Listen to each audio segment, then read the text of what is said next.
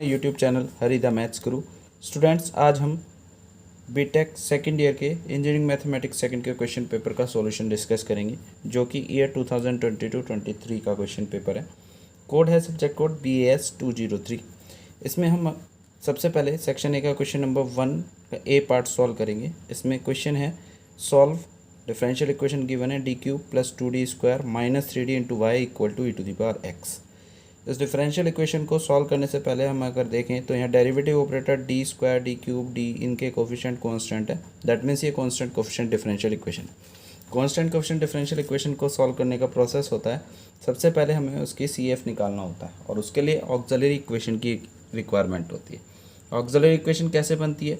जहाँ भी differential equation में d है, d को हमें m से रिप्लेस करना होता है और राइट हैंड साइड को 0 से रिप्लेस करना होता है। तो हम d को m से रिप्लेस किया तो m³ + 2m² - 3m और राइट हैंड साइड को 0 से, तो ऑक्सिलरी इक्वेशन बन गई। यहाँ से हम ये क्यूबिक इक्वेशन है, कैलकुलेटर से भी इसको सॉल्व कर सकते हैं, m की वैल्यू फाइंड आउट कर सकते हैं, या फिर हमने इसके फैक्टर कर लिए तो फैक्टर आते हैं m + 3 m - 1। सॉल्व करके m की वैल्यूज़ मिलती है 0 1 -3।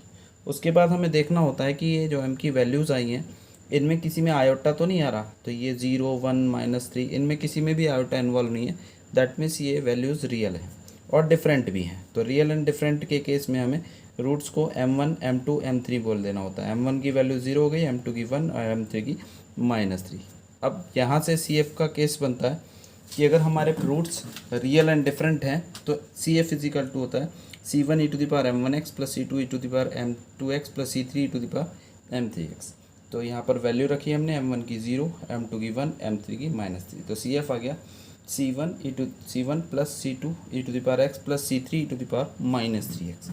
Now we have to find out PI, particular integral. Particular integral find out करने का रूल होता है कि अगर differential equation FD × y = Q की फॉर्म में है तो इसका PI particular integral is equal to होता है 1/FD derivative operator into Q यहाँ पर राइट हैंड साइड टर्म। हमारे क्वेश्चन में अगर हम देखें तो डेरिवेटिव ऑपरेटर है d³ + 2d² - 3d, तो PI होगा 1/ derivative operator d³ + 2d² - 3d into right side term.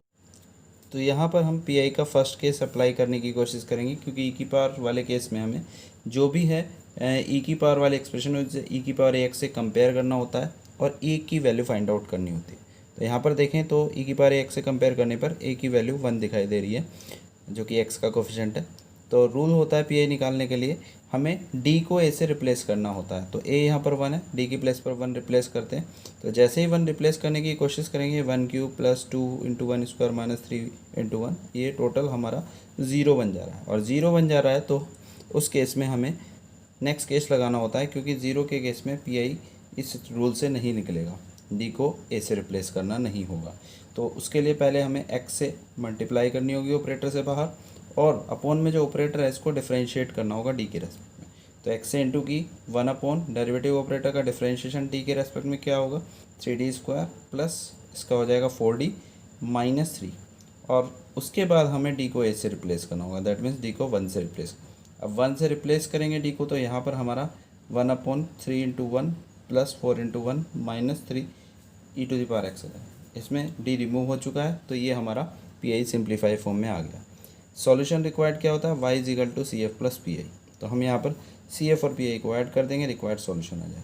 CF हमारा था C1 + C2x + C3 e⁻−3x और PI है हमारा x⁻x/4।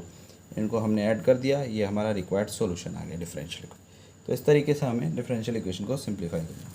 चलिए नेक्स्ट क्वेश्चन नंबर 1 का B पार्ट देखते हैं। क्वेश्चन कहता है explain the first shifting property of Laplace transform with example.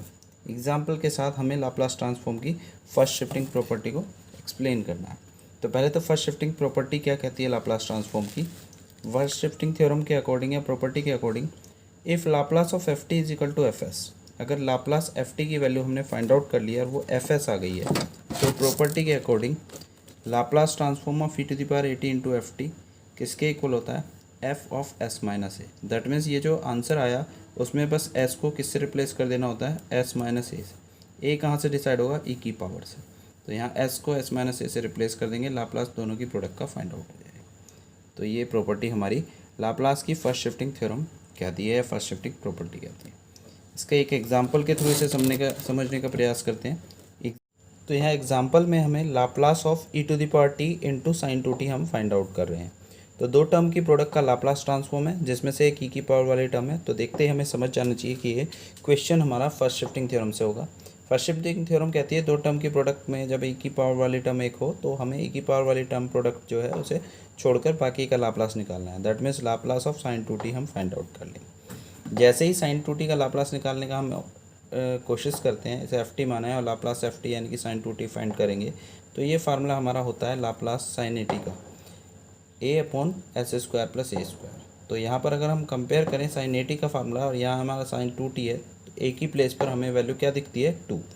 तो अगर लाप्लास साइन टू टी का फाइंड करना है तो ए को टू से रिप्लेस कर देंगे, तो वैल्यू मिलती है two upon s square plus two square. That means two upon s square plus four. तो फर्स्ट शिफ्टिंग थ्योरम के अकॉर्डिंग ये जो आंसर आया इसे हम एफ एस कंसिडर कर लेते हैं। अब फर्स्ट शिफ्टिंग थ्योरम क्या कहती है कि by first shifting theorem Laplace e to the power t into sine two t find out करना है। तो एक वैल्यू किसके इक्वल होती है, एफ एस माइनस ए।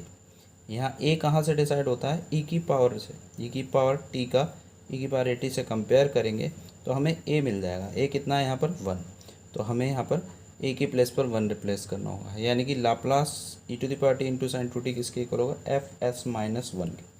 अब F s minus one find out करना है, तो एफ एस हम पहले ही फाइंड आउट कर चुके थे जो कि two upon s square plus four के इक्वल था। एफ एस माइनस वन चाहिए, तो इसके लिए एस को किससे रिप्लेस करना होगा, एस माइनस वन से। तो हमने एस को एस माइनस वन से रिप्लेस किया, तो एफ एस माइनस वन की वैल्यू, तो एस को एस माइनस वन से रिप्लेस करके ये वैल्यू बन जाती है two upon S minus one का होल स्क्वायर प्लस फोर। यहाँ पर इसे होल स्क्वायर को सिंप्लीफाई करें तो सिंप्लीफाई करके हमारा रिजल्ट आता है two upon s square minus two S plus five. ये रिक्वायर्ड आंसर हो जाए। तो क्वेश्चन नंबर वन का बी का सॉल्यूशन था। अब हम आते हैं क्वेश्चन नंबर वन के सी पार्ट पर। अगर हम वन के सी पार्ट की बात करें तो क्वेश्चन कहता है discuss the convergency of sequence U N where U N is equal to. Next हम डिस्कस करते हैं वन का डी पार्ट।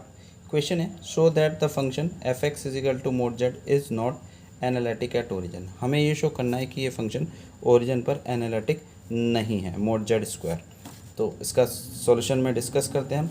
ये हमारा क्वेश्चन है, इसमें हमें फंक्शन एफ जेड कितना दिया हुआ है, मोड जेड स्क्वायर। तो जेड इज इक्वल टू यहाँ पर एक्स प्लस आई वाई के इक्वल है, तो mod z square is equal to हो जाएगा एक्स प्लस आई वाई का होल स्क्वायर।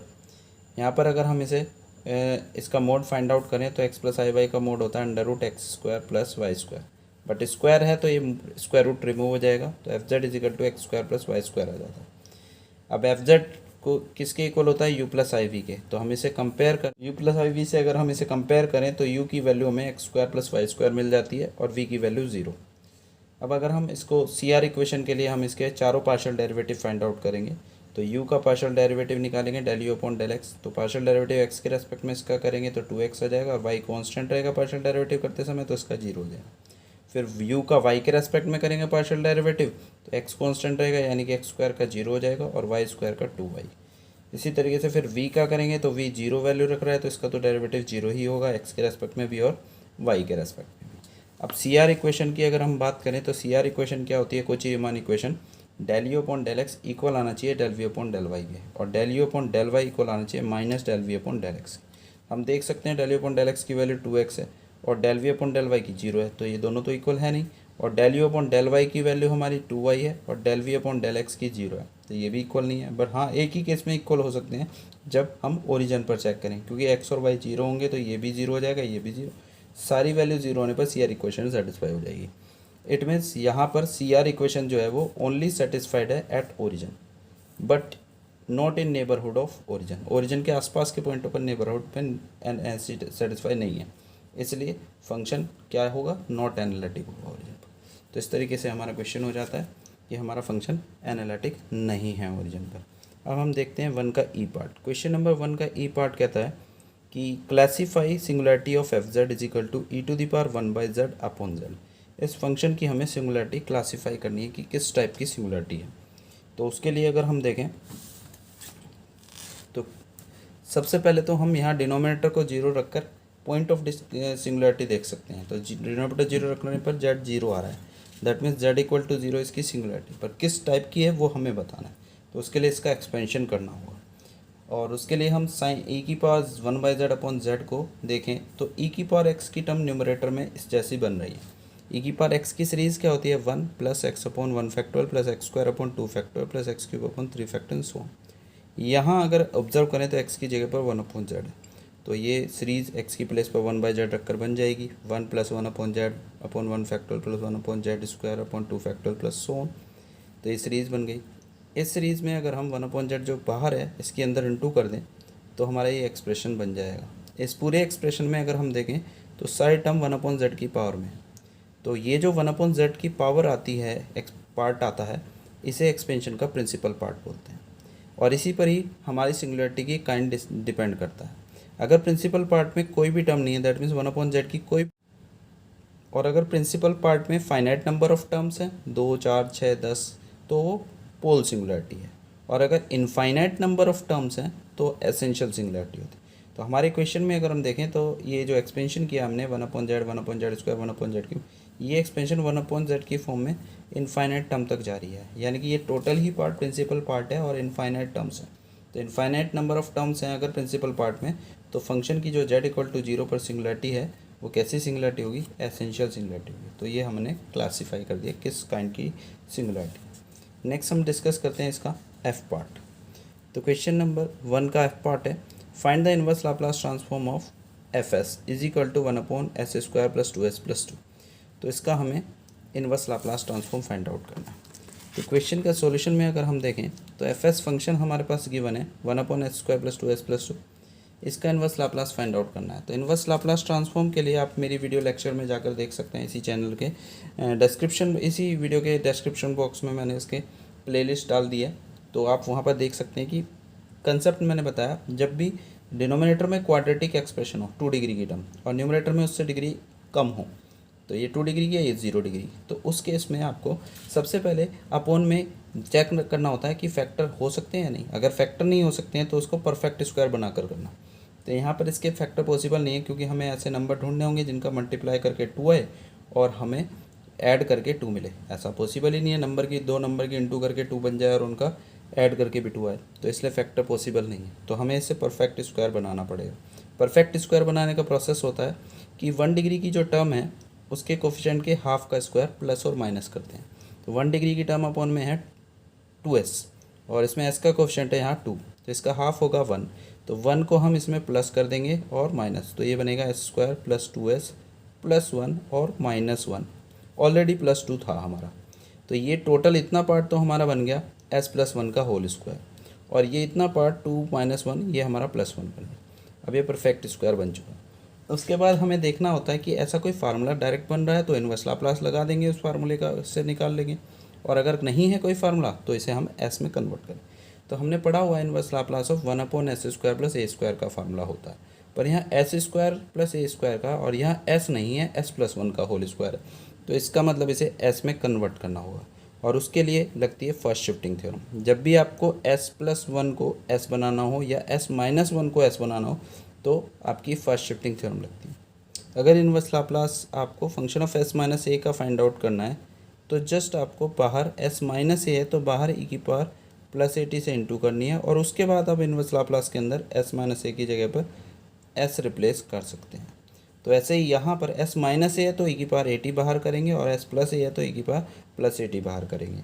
तो हमारे पास जो फंक्शन था इसमें s प्लस 1 को हमें s बनाना है, तो बाहर आएगा e की पावर प्लस 1 है तो e की पावर माइनस 1t बाहर आ जाएगा, और इनवर्स लाप्लास के अंदर अब s प्लस 1 को हम s से रिप्लेस कर देंगे। ये फर्स्ट शिफ्टिंग थ्योरम हो गई। और अब हम फार्मूला लगा सकते हैं इसका, तो direct he formula inverse Laplace of 1 upon s square plus A square का फार्मूला क्या है, 1 अपॉन ए साइन 80। ए की प्लेस पर अगर हम देखें तो ए स्क्वायर की प्लेस पर यहाँ 1 है, दैट मीन्स ए 1 हुआ, तो इस फार्मूले से इनवर्स लाप्लास हो जाएगा sine t upon 1, that means sine t. तो ए की पावर माइनस टी ऑलरेडी था, तो ये हमारा आंसर हो गया 1 के एफ पार्ट का सॉल्यूशन। का जी पार्ट क्वेश्चन हमें बोलता है फाइंड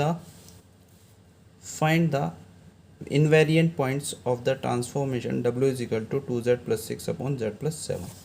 तो ये हमारी एक ट्रांसफॉर्मेशन है, w is equal to 2z plus 6 upon z plus 7। इसके इनवेरिएंट पॉइंट निकालने हैं, इन्हें फिक्स्ड पॉइंट भी बोलते हैं।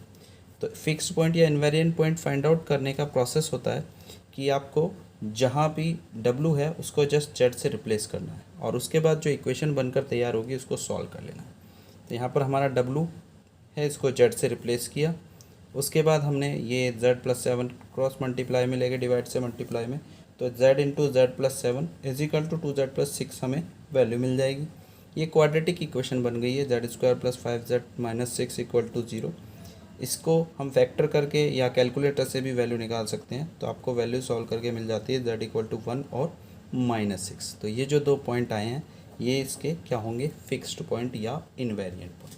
यही हमारे क्वेश्चन में पूछा था कि हमें फिक्स पॉइंट या इसके ट्रांसफॉर्मेशन के इनवेरिएंट पॉइंट फाइंड आउट करने हैं। मैंने यहाँ पर z की वैल्यू क्वाड्रेटिक फार्मूले से श्रीधराचार्य से निकाली, आप कैलकुलेटर से भी निकाल सकते हैं। आंसर z = 1 एंड -6 ये फिक्स्ड पॉइंट होंगे या इनवेरिएंट पॉइंट, जैसा कि क्वेश्चन में पूछा गया है। आज के लिए इतना ही, फिर नेक्स्ट वीडियो में हम रिमेनिंग पार्ट डिस्कस करेंगे इसका क्वेश्चन पेपर का। वो प्लेलिस्ट में आपको उसकी वीडियोस मिल जाएगी।